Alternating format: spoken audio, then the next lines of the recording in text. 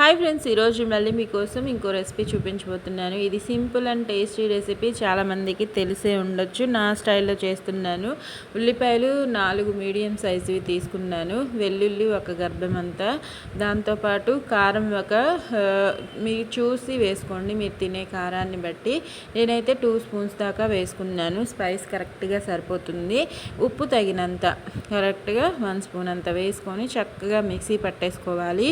ఇది నేను అట్లలోకి చేశాను అనమాట.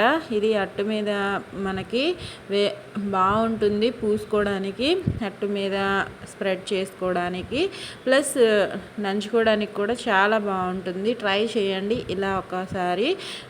ఇది ఇంకా తాలింపు కూడా వేయనవసరం లేదు. మీకు ఈ వీడియో నచ్చితే లైక్ చేయండి. ఈ పచ్చడి మీకు తెలుసున్నా కామెంట్స్లో పెట్టండి.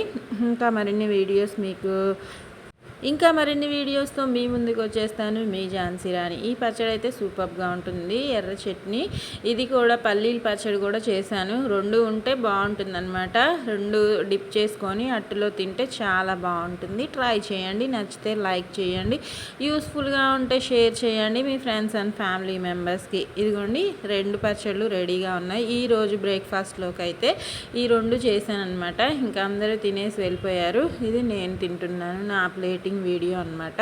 చెప్పాను కదా, అట్టులో సర్వ్ చేశాను. ఎగ్ దోశ కూడా సూపర్గా ఉంటుంది. దీన్ని స్ప్రెడ్ చేసి వేసి ఇవ్వండి, చాలా బాగా వస్తుంది. టేస్ట్ కూడా బాగుంటుంది. ట్రై చేశాక మీకు ఎలా వచ్చిందో కామెంట్స్లో పెట్టండి. ఓకేనా? Bye friends.